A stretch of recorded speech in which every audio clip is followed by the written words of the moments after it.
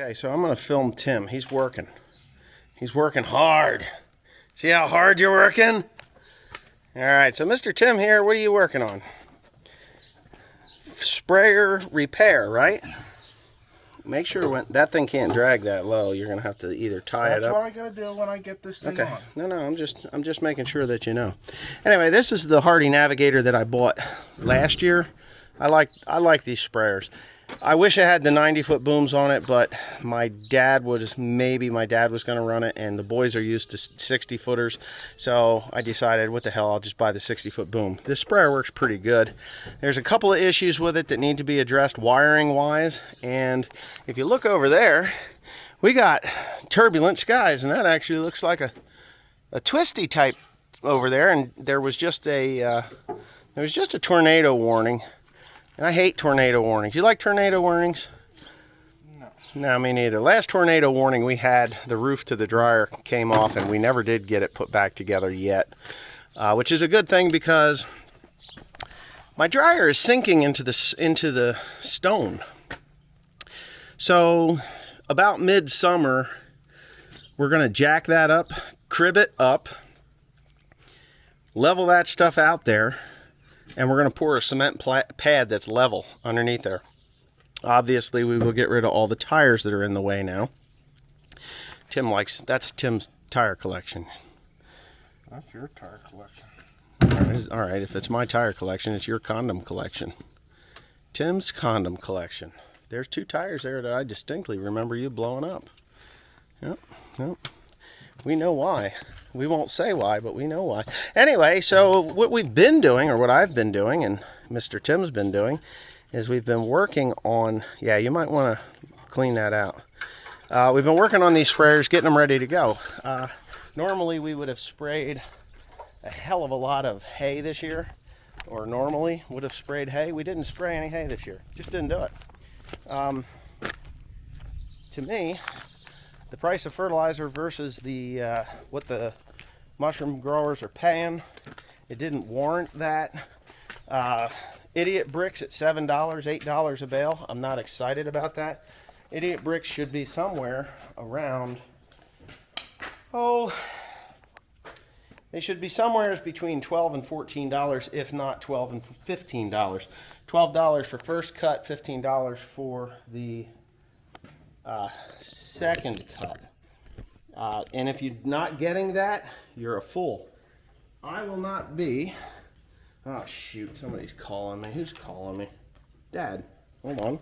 So we're getting right back into the bullseye again for this storm that's about to hit us. I'm out of the planting business right now. Yes, out of the planting business right now, because it's too wet. It's just too wet. My ground is very unforgiving. It can be fruitful if you do it right. If you're an idiot and don't know what you're doing, you can lose your shirt. A couple of people in this area that every once in a few years they forget what this ground really is, and they do stupid stuff. Even if you're diligent, you can do stupid stuff on this ground, and I am a victim of even though I was diligent, I still had a problem. I have beans that weren't emerging. But to be honest with you, I've seen guys freaking out over crusted over soybeans other than me, not even in New Jersey, but all over the place. I got crusted over soybeans. So I'm not the only one. Now, I think I'm going to be okay. These beans that are out here where I'm walking past, I'll take you out here real quick and show you what we've got going on. I have not sprayed any herbicide. None. None yet. I don't want to spray yet. There's a reason for that. Okay, so here's what I got. These are the beans. These beans were planted May 1st. May 1st. Here's some tracks where I wandered out in here a few weeks ago. May 1st. That bean popped up today. That bean popped up today. There's a bean right there that popped up and broke his legs off, or his head off. They're still popping up through this. there's a menagerie of different weeds that are coming up as well. Oh, here's one that definitely popped up today. See how his little hole was there? That's him. So it's what, the 22nd, the 23rd? Here's one muscling his way up through the ground. Crazy, right?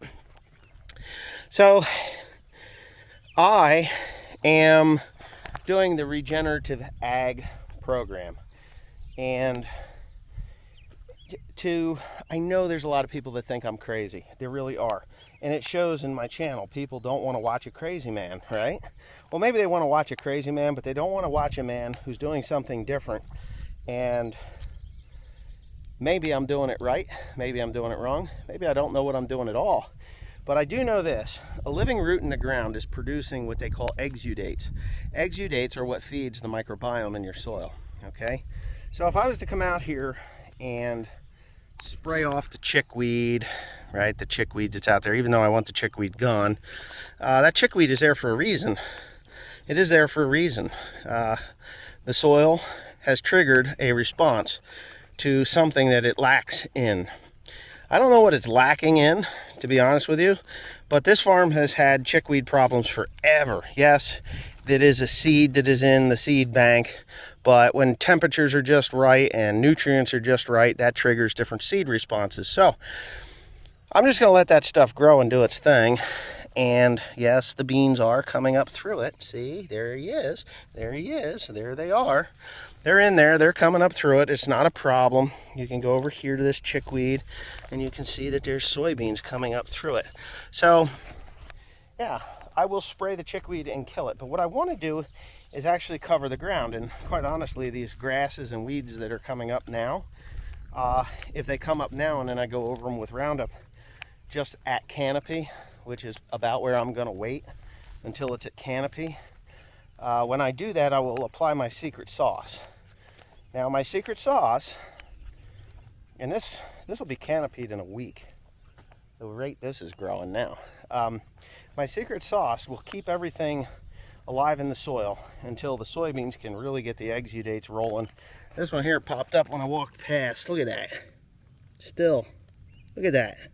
Crazy, right?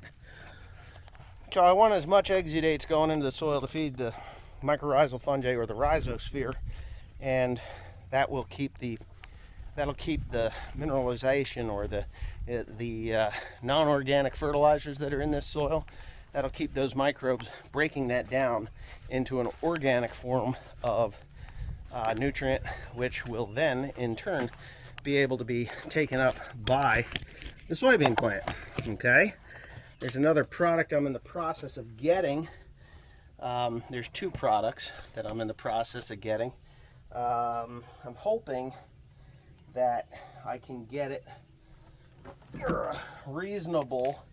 It's only one of them is a 3 gallon to the acre product that you put on, and you can either non-foliar feed your soils with that. Oh, that damn nitrogen bites. I did spray a little bit today. I know a lot of people are like, we don't like watching you spray. That was funny.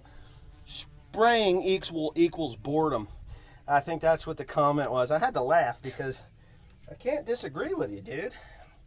I can't disagree with you. I agree with you 100%. It is kind of boring putting fertilizer down. We all want to see the seed going in the ground, right? And when the seed gets in the ground, then we know that, you know, things are coming along nicely. I'm just tying everything up in here. I had a leak, and this is what I'm doing. I'm technically just repairing a leak. We got that storm that's brewing pretty hard, and so the leak, I'll show you where it originated from. It was right down here on the frame. Oh, fuck, that hurt. Ooh, that really hurt. Just bent my fingernail backwards. There. These tanks can be a pain in the ass. Alright. I'll show you where we're leaking here. So, this damn thing, it originated back here. I've got my foam markers working perfectly. We had problems in the past. A little bit of dirt. Did you just see that little drippy drip? This is where the leak was coming from. And it's still coming from there a little bit. So I could probably kink this off like this, right? I got that screw in there. Hold on a second. I'm gonna kink that off. Watch this. Ooh, shoot. Ooh, shoot. William's over at the shop. So what that is that runs up to the pressure gauge up on the post to let you know how much pressure is being built there. I don't care about how much pressure is being built there. It doesn't concern me at all. It just doesn't. I know years ago it was pressure and speed, right? That was how we all sprayed, with pressure and speed, right? Some of the old timers out there, it's still basically pressure, speed, and pressure and speed. You know, so if you can maintain like so many pounds of pressure at such a miles per hour, that gives you a pretty accurate way of spraying. And that was before we had all the fancy flow meters and stuff like that. I built a sprayer in 1998, and that sprayer was, well, the remains of it are still up there. We still use the tank part of it. Put a brand new tank on it a year or so ago. But maybe it was 2 years ago I put that tank on. Anyway, pressure and speed. So you used a high pro pump. You ran the pressure up to like 55 pounds on the boom in the hoses, and then you went like 10 miles an hour, 8 or 10 mile an hour, and that put on so many gallons to the acre. That's what it was. That's how you did it. Each nozzle was different per gallons to the acre. So you would buy a nozzle that had a wide range of, say, 5 mile an hour up to 15 miles per hour, with a range of rates from 10 gallons to, say, 30 gallon. And that's how you did that. So you had a 30 gallon, say you had a 30 gallon nozzle on, or yeah, maximum 30 gallon nozzle on. Well, you could slow down even farther and split the difference. It would chart it out, but for putting down liquid nitrogen, we would put flood jets on, and they were 40 gallon flood jets or 50 gallon flood jets, and speed and pressure flood jets were good. Mr. William, what do you got going on up there? You driving? Yeah. You are. Look at you.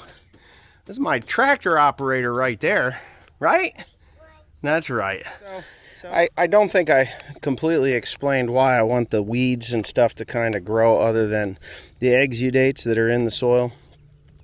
You know, the exudates that the plants secrete into the soil, which is basically carbon and sugars, carbohydrates, because that's what the different microbes and the funguses live on. They grow on that.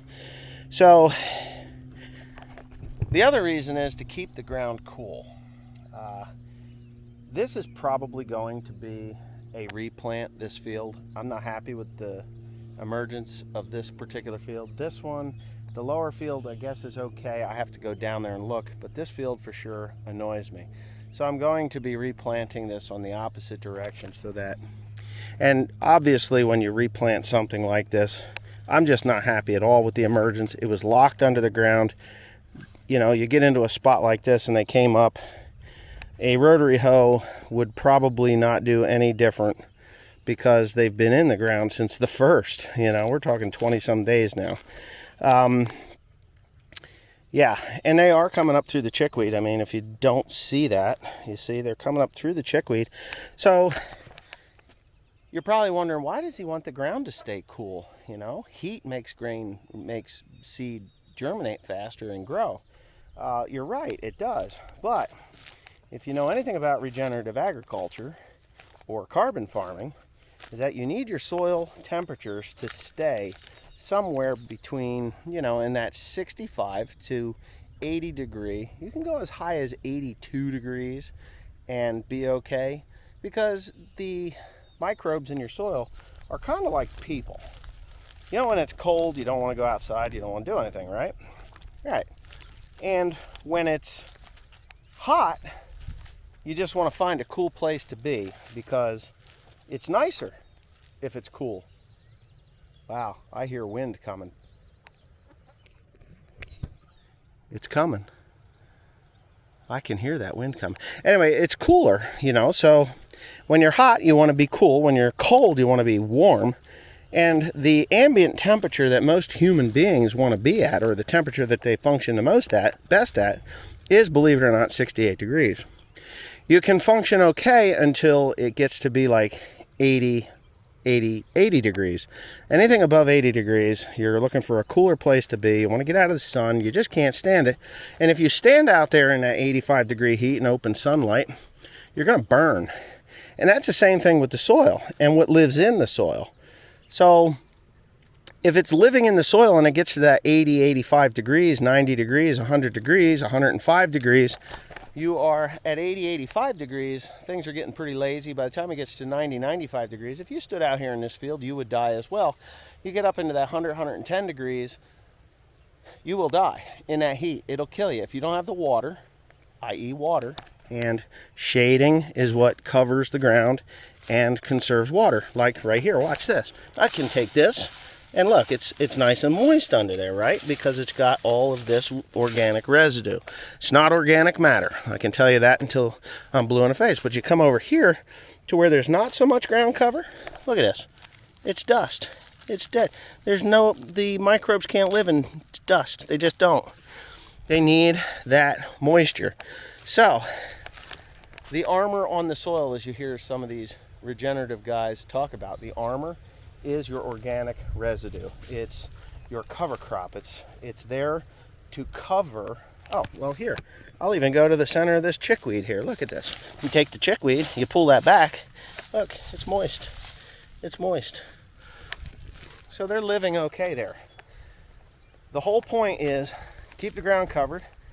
It conserves moisture.